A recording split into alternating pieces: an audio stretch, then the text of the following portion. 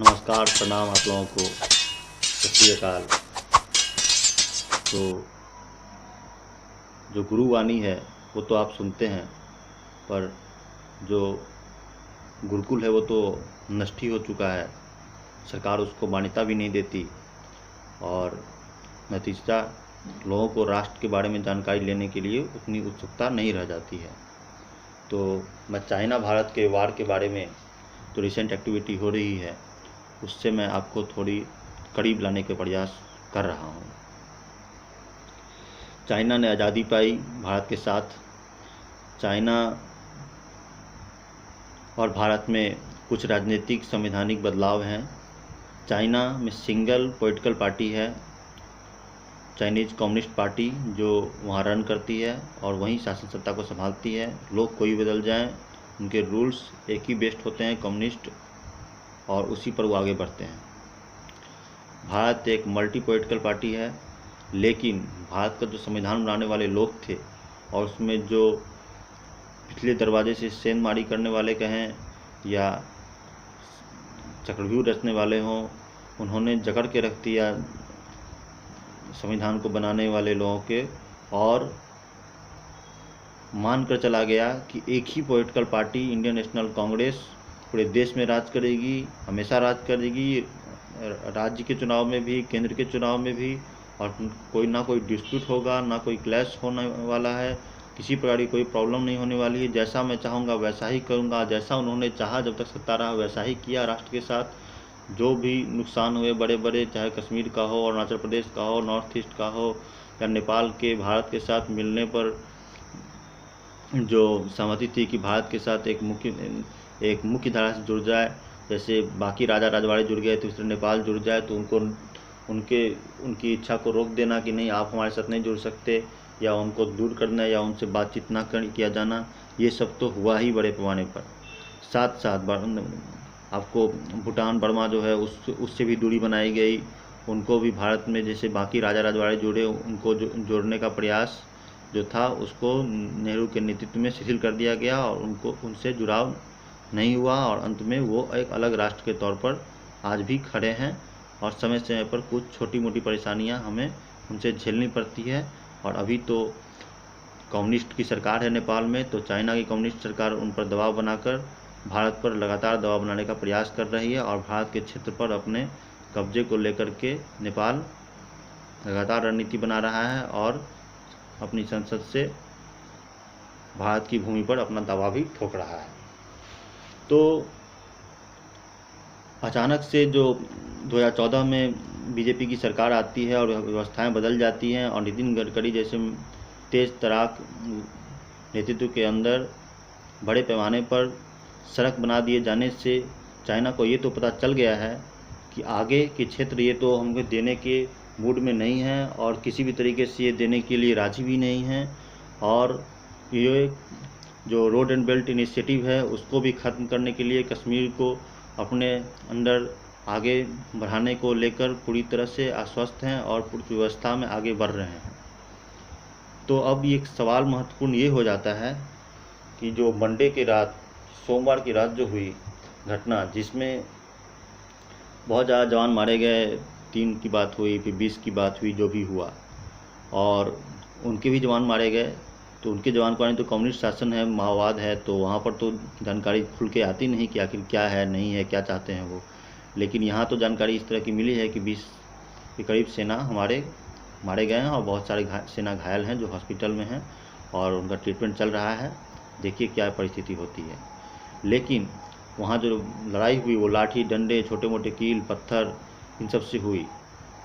तो झड़प हुई, वहाँ पर जो हथियार नहीं थे, क्यों? क्योंकि भारत की एक ट्रीटी थी चाइना के साथ कि वो हथियार के साथ नहीं होंगे। दूसरा, ये ट्रीटी करने जो किया वो तो किया ही, साथ साथ जो ऊंची भूमि थी, जो बेटर पोजीशन वाली भूमि थी, उस पर ख़ास तौर पर चाइना का कब्जा रहा, और जो हमारी भूमि है उस पर जो हमारा दावा है, उनमें जो क्षेत्र पर हमारी सेना मौजूद होती है वो भूमि युद्ध के हिसाब से कमज़ोर स्थिति में पड़ती है, और जिसका फ़ायदा चाइना हमेशा उठाता रहा है। जैसे कि इस बार भी युद्ध में बहुत सारे जो सेना थे हमारे, वो नदी जो बह रही थी उसमें गिरने के कारण, बहुत कम तापमान होने के कारण वो वहाँ पर ठंड लग गई उनको और अंत में मृत्यु को प्राप्त हुए, शहीद हुए। ये तो नहीं कहूँगा, बलिदान हो गए, बलिदान दे दी अपनी। तो तब की जो जवाहरलाल नेहरू की रणनीति थी उसका परिणाम आज ये हो रहा है कि आज भी हमारी सेना लगातार मर रही है और कम्युनिस्ट की जो सरकार है वो तो है ही। और यहाँ पर तो एक ही पार्टी की सरकार मान के चलते थे और जो राष्ट्र को पूरी तरह से अलग करने के लिए उन्होंने पंथ निरपेक्ष को धर्मनिरपेक्ष के तौर पर प्रस्तुत किया। और न डॉक्टर को राष्ट्रवाद से मतलब है, न आर्मी को राष्ट्रवाद से मतलब है, न मतलब है तो मतलब किसको है ये तो पता चले। न प्रधानमंत्री को राष्ट्र से मतलब हो, न आर्मी को हो, न पुलिस को हो, न डॉक्टर को हो, न टीचर को हो, तो हो किसको। ये घटना खास तौर पर सोमवार की रात को ही क्यों हुई, इस बात को जानने के लिए ही मैं आपके बीच आया हूँ। तो वहाँ जो कंस्ट्रक्शन चल रहा था, तो कोरोना के कारण, चाइनीज वायरस कोरोना कहें या कोविड-19 कहें या जो कहना चाहते हैं हम कोरोना कहें, उस चाइनीज वायरस के कारण जो ह्यूज अमाउंट में 1300 से ज़्यादा जो लेबर थे, 1370 थे जो भी थे झारखंड के, वो उनको वापस चले गए हुए थे। तो उनको फिर से वापस बुलाया जा रहा था कंस्ट्रक्शन के कार्य को आगे बढ़ाने के लिए। और उन्हें पता था कि फिर से कंस्ट्रक्शन का कार्य आगे बढ़ाएगा भारत सरकार। तो ख़ास तौर पर उन्हें जब पता था कि वहाँ से ट्रेन चलने वाली है, तो उन्होंने अटैक कर दिया सेना पर। और उस अटैक में भारी तादाद में हमारी सेना भी मारी गई और दुश्मन के भी मारे गए। तो ट्रेन कैंसिल हो गई और वो मज़दूर फिर से अपने झारखंड में वहीं रुके हुए हैं, वरना वो लद्दाख होते और वहाँ पर कार्य प्रकृति पर होती। तो ये सोची समझी रणनीति के तहत चाइना ने जो बड़े कदम उठाए हैं, इससे आप आश्चर्य में ना आए कि अचानक से वो अमेरिका के साथ रिलेशन ख़राब हो गए इसलिए कर रहे हैं। उनका तो काम ही है कि वो माओवाद को बढ़ाते हैं। आगे देखिए कि चाइना ने जो बायोलॉजिकल वेपन निकाला मार्केट में, जिस कारण से पूरी दुनिया में ये जो वायरस फैला और इस वायरस के फैलने से लाखों लोग मारे गए। इवन भारत में इतने बड़े पैमाने पर इकोनॉमिक लॉस हुआ, ह्यूज हेल्थ के मामले इन्वेस्टमेंट की गई और उससे भी कोई खास स्पेशल स्टेटस सुधार में नहीं मिल पाया। इसका कारण था वो बायोलॉजिकल वेपन जो जैविक हथियार के तौर पर भारत में रहा, और वो था कोरोना, और जिससे लगातार लोग मर रहे हैं। और इसका सारा जो जिम्मेदारी है वो आप कह सकते हैं कि चाइना पर है, कि चाइना ने ही ऐसा किया और पूरे विश्व को महामारी से ग्रस्त कर दिया और लोगों को मौत के मुंह में झोंका। तो युद्ध लड़ने के तरीके एक नहीं है, सैकड़ों हैं, और उसमें से एक बहुत ही आसान और ख़ास तरीका है। और जैसे जैसे आप बोलते हैं मॉडर्न युग, तो इसी तरह के बायोलॉजिकल वेपन्स का अटैक होगा, तो इसमें आप आश्चर्य न करें। दूसरा, चाइना को कंट्रोल करने के लिए क्या किया जा सकता है, इस पर भी मैं अपनी राय रखना चाहता हूं, तो उसको जाने। चाइना को कंट्रोल करने का बस एक यही रास्ता नहीं है कि आप कंस्ट्रक्शन करें, इनोवेशन करें और उस एरिया को में तब्दीली लाएं, ताकि एक एरिया को देख कर लगे कि हाँ यहाँ पर कंस्ट्रक्शन हुआ, भारत का इलाका है। इसके अलावा आप चाइना से बने हुए प्रोडक्ट्स को कम से कम खरीदने का प्रयास करें, उनको नेगलेक्ट करें। दुकान में भी जाएं तो देखें कि हाँ ये चाइना प्रोडक्ट्स है, तो इसके सब्स्टिट्यूट में अगर कोई भारत का प्रोडक्ट हो तो आप उसको ख़रीद लें। ये तो एक हो गया आपको व्यापार में उसकी स्थिति को कमज़ोर करना और हमारे वैश्य समाज को मजबूत करना। और जैसे जैसे हमारा वैश्य समाज मजबूत होगा, व्यापार मजबूत होगा, भारत की स्थिति स्थिर बनने में सहायक होगी। इसके साथ चाइना का जो पड़ोसी देश है, जापान है, ताइवान है, इधर आपको मंगोलिया है, मंगोल चंगेज शासक चंगेज खान, जिसके बारे में चंगेज खान की उपाधि दी गई थी। दैट वाज हिंदू कहें लेकिन वैदिक मान्यता वाले लोग थे, वो कोई इस्लामिक मान्यता वाले लोग नहीं थे चंगेज खान। तो कहा जाता है कि वैदिक ये चंगेज खान की पुस्तक पर जो पहला पृष्ठ है उस पर बजरंगबली की तस्वीर होती थी, और वो बहुत बड़े योद्धा थे और दुश्मन के साथ कैसा व्यवहार किया जाता है और कैसे उन पर काबू किया जाए, ये वो अच्छी तरह जानते थे। जो बहुत लेट से भारत के मराठा लोगों ने जाना और जिस कारण बहुत बड़ी क्षति हुई, और चंगेज को भारत के लोग उतने करीब से जान नहीं सके। जबकि चंगेज ने भारत की मदद करने के लगातार प्रयास किया था इनडायरेक्टली।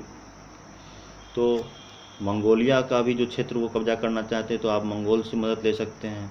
ताइवान का क्षेत्र कब्जा करना चाहते हैं वो, तो इन सभी की जो राजनीतिक स्थिति है, हांगकांग अलग होना चाहता है, तो ये सब को की एक बहुत बड़ी परिस्थिति बनती है। वहाँ पर उइघुर मुसलमान पर जो अत्याचार होते हैं, हालांकि उइघुर मुसलमान भी उन पर बहुत ज़्यादा अत्याचार करते हैं, चाइना का शोषण करते हैं, लेकिन बदले में वो जो करते हैं तो आप इसका फ़ायदा उठाकर उसको कमज़ोर कर सकते हैं चाइना को। तो ये एक बहुत ज़रूरत है आपको कि आप जानें, क्योंकि कई मुस्लिम राष्ट्र, इस्लामिक राष्ट्र उनके पड़ोसी हैं और जिनको वो बहुत अच्छे से कंट्रोल कर रखा है, लेकिन वो कंट्रोल वो अपने राष्ट्र के अंदर कर रखा है और बाकी राष्ट्रों में जैसे भारत है वहाँ पर इस आतंकवाद को खूब बढ़ाया, खूब पाला पोसा और लगातार उसको लॉन्च किया। तो चाइना को कंट्रोल करने का तरीका है कि आप ताइवान की मदद करें, जापान की मदद करें, मंगोल की मदद करें, और भारत की स्थिति को मजबूत करने के लिए कूटनीति में ये बहुत बड़ा कदम होगा। और जानते ही हैं आप, अमेरिका का न पड़ोसी देश है न चाइना का, इस बात का ख्याल रखना बेहद ज़रूरी है। साथ साथ वो जो बहुत बड़ा हमला हुआ जिसमें हमारे 20 के करीब जवान मारे गए, तो उसमें चाइना के भी काफ़ी जवान मारे गए, इसका कुछ अंदाज़ा लगाया जा रहा है भारत की तरफ से, जिससे बहुत ज़्यादा हेलीकॉप्टर्स वहाँ गए, एम्बुलेंस जा रही है, तो निश्चित तौर पर उनको भी बहुत बड़ा नुकसान हुआ है। लेकिन क्योंकि युद्ध की रणनीति होती है अलग अलग, तो वो इसका खुलासा भी नहीं करते, और ऐसे भी कम्युनिस्ट शासन है तो वहाँ पर कुछ बताया नहीं जाता, और जो भी उनका अपना टैक्टिक्स होगा उसके साथ वो आगे बढ़ते हैं। इसके साथ ही चाइना फिर से चाहते हैं कि, और जो अगर भारत के साथ देखें तो चाइना की जो खेती की जाने वाली भूमि है वो भारत से कम है, ज़्यादा नहीं है, लेकिन टेक्नोलॉजी का खास उपयोग कर चाइना ने इसको काफ़ी आगे बढ़ाया है और वो खेती में बहुत ज़्यादा आगे हैं। लेकिन भूमि खेती की जाने वाली भारत से कम है, इसलिए आप असहाय ना हो और अपने किसानों की मदद करें, किसानों को बताएं कि वास्तविक खेती कैसे की जाती है और कैसे इसका लाभ हो, और किस तरह से खेती को मार्केटाइजिंग टूल बना करके आप पेश करें और लोगों को प्रभावित करें कि युवा आकर के खेती में अपना सहभागी बने और आगे बढ़ें। क्योंकि चाइना ने अपने खेती से साबित कर दिया है कि वो खेती में भी सही तरीके से आगे बढ़ रहे हैं, और जिस कारण से भारत की भूमि जो उनसे ज़्यादा है खेती वाली, फिर भी वो कम उपजा करती है, और भारत के किसान आत्महत्या भी करते हैं, उनका शोषण भी होता है, और भारत की स्थिति कमज़ोर भी हो जाती है। दूसरा, चाइना ने एक बहुत बड़ा कार्य किया कि उन्होंने कुरान का नया वर्जन को लॉन्च करने की कोशिश की, कुरान को नए तरीके से लिखा, नए तरीके से व्यवस्था दी इस्लाम की, ताकि जो जिहाद का जो चलन है, जो जिहाद है, उसको रोका जा सके, उसको कंट्रोल करने के लिए डी रेडिकलाइजेशन के लिए बहुत बड़ा कदम उठाया। तो उसको आप सराहें, क्योंकि जो गलत है वो गलत है, जो सही है वो सही है, आप सबको एक साथ ना मिला सकते हैं। उसके बाद तिब्बत पर जो चाइना का कब्जा है वो तो है ही, साथ साथ वो और भी क्षेत्रों पर कब्जा करने का प्रयास कर रहा है, क्योंकि तिब्बत एक हथेली की तरह है, और उसके अगल बगल जो नेपाल है, आपका नॉर्थ ईस्ट अरुणाचल प्रदेश है, इस तरह से वो बहुत सारे क्षेत्रों पर कब्जा करना चाहते हैं, ताइवान है, सब पर वो कब्जा करते हुए आगे बढ़ना चाहते हैं। और ये उनकी रणनीति का हिस्सा है कि वो अपनी भूमि पर सेना खड़ा करके नहीं लड़ रहे हैं, वो भारत की भूमि पर सेना खड़ा करके लड़ रहे हैं। हार गए तो भी जीत, जीत गए तो भी जीत, चित भी मेरी पट भी मेरी से भी बढ़ कर के आगे निकल कर के वो लड़ रहे हैं। तो उनकी इस रणनीति को आम आदमी को समझने की ज़रूरत है। इसके अलावा भारत की जो अभी की परिस्थिति है उसमें ये तो है कि अगर वो हार भी गए तो एक ऐसा समझौता नहीं कर सकते कि जिससे देश को बहुत बड़ी हानि हो जाए, और दूसरा भारत जीते, इसके लिए उन्होंने लगातार बहुत सारे आधुनिक हथियार की खरीदारी की, सेना की स्थिति मजबूत की, कंस्ट्रक्शन रिनोवेशन का काम लगातार किया गया, और आगे भी हथियार खासतौर पर एयरफोर्स की जो वेपन्स हैं उनको खरीदने की ज़रूरत है ताकि वो अच्छा स्ट्राइक कर सकें, और उन्होंने बहुत सारे खरीदे भी हैं। लेकिन 2014 से जो 1962 का जो गैप है, उतने लंबे वक्त में 1962 टू 2014 उसकी भरपाई करना आसान नहीं होगा। ये बहुत बड़ा नुकसान है जिसकी मेंटेन करने के लिए आपको जागरूक होना होगा, और जागरूक होने का मतलब एक्टिविटी दिखलानी होगी राष्ट्र के प्रति।